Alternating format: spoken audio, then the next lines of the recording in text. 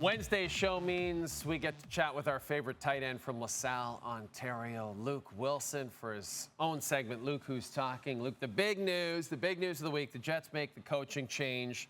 Robert Saleh is out, and the owner of the team, Woody Johnson, he says he made this decision on his own. He spoke with Aaron Rodgers on the phone the night before, but they didn't talk about this. Now, a lot of people, understandably, Luke, are a bit skeptical about that. And this is what Aaron Rodgers had to say on his weekly appearance on the Pat McAfee show on TSN.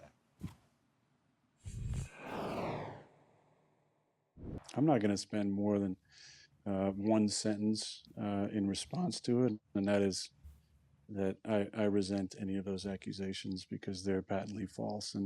And it's interesting the amount of power that people think that I have. Which I don't, but I love Robert, and it was, one of those days yesterday. We just haven't been playing consistent football on offense, and as we know, the definition of insanity is doing the same thing over and over and expecting different results. But the most important thing is that there has to be some change. Even just as small as change to. We need as players to take accountability for what's happened. I think that's the thing that hits you too in the moment is, if I'd played better on Sunday, this doesn't happen. And as somebody who takes a lot of pride in their performance, that was the main sentiment for me yesterday. It's interesting to hear Aaron Rodgers say that he can't believe how much power that he thinks people think he has. But then 4 minutes later, he said, I spoke with the owner of the team on the phone the night before he fired the coach. So, it's one or the other. But that response from Aaron Rodgers, genuine in your opinion, Luke? I genuine, sure. Strange, yes. I am at a loss for words, Jay. And sometimes I don't know, if this guy is telling the truth or if he's... it's hard for me to answer when you say it's genuine because it just seems so absurd. First off, you're talking to the owner the night before he fires the head coach.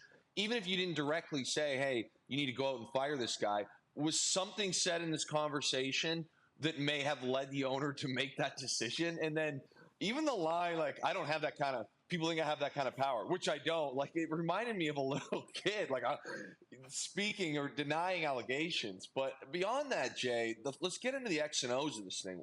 One thing Aaron said is we haven't been playing consistent on offense. So my question is, how is that Robert Saleh's fault? He's a defensive head coach. He was with us in Seattle as a defensive quality control guy when we won the Super Bowl. He moved on to the Niners, eventually became the D coordinator there, had some great defenses. He gets the head coach here. What does he have to do with the offense? Is he in Hackett's ear? Is he in Rodgers' ear? This defense in the last 3 games has given up hardly any points. Even the game they lost to the Broncos, they only gave up 10. You look at this last week, they gave up 23. No, they didn't. 7 of that was a pick 6. They gave up 16 to the 5-0 Vikings.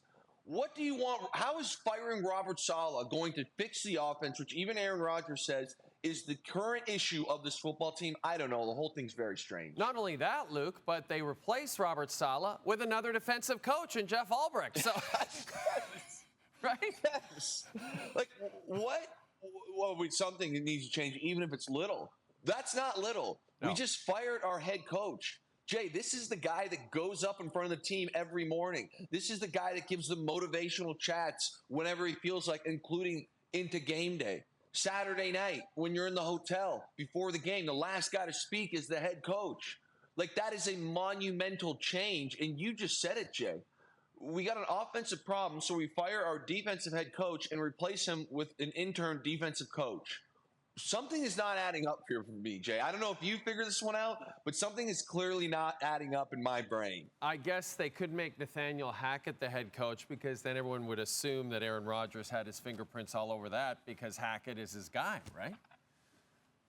Yes, and it's funny, Jay, but when Aaron gives these answers that are strange at best, when Woody Johnson comes out and says what he says, when Robert Saleh comes out and says, I was completely blindsided of this, it just feels like no one's being honest, and that leads to speculation. And, Aaron can start the interview by saying, hey, I'm not even going to give this 1 second of my time. I don't have that kind of power. Well, then, let's get a little bit into detail and settle these rumors, because it leads everyone, including myself, to speculate what is going on here that we, the public, do not know about, because clearly it's something. Let's talk about the Thursday night matchup to kick off Week 6 of the National Football League, and it's a team that's near and dear to this guy's heart, and a former team of Robert Saleh. It's the Niners, it's the Seahawks. Luke, how are you feeling about this one right now? I'm very, very nervous, Jay. I am very, very nervous. I think our boy's going to be in for some tough sledding. I just saw Woolen's out. Byron Murphy, our first-round pick, is still out. We've had a very, very two-game stretch of poor defensive play, and it's not going to get easy this Thursday. And the Niners, I mean, the only thing for the Seahawks are banged up, but the Niners might even be more banged up. Any positives you could take out of that as a Seahawks fan? I think if you're a Seahawks fan, or let's just talk about myself, the hope is that the Niners kind of fall asleep at the wheel here. You look at last week, that should have been a double-digit point win for them, and they let it slip through their fingers, and the defense has shown some cracks. So if the Seahawks want to have a chance at this thing, to me, the offense has to show up, similar to how they did a couple weeks ago against Detroit. I expected very similar game for their defenses, as far as Jared Goff threw a perfect game that night. I think Brock Purdy's going to light it up. I think Jordan Mason, obviously backup to CMC, is going to have a lot of yards, and the Niners are going to score a lot of points. My only hope here, Jay, is that Geno and the offense get back on track, because last week they were not good. Maybe flash back to the Lions week, and maybe we get a break or turnover on defense, and then Geno's cooking, and next thing you know, we sneak out of here with a win. There you go. That's as optimistic as Luke can get right now. He's a realistic man. Join myself and Luke. We will join you right after that Seahawks-Niners game as we follow every primetime NFL game this season.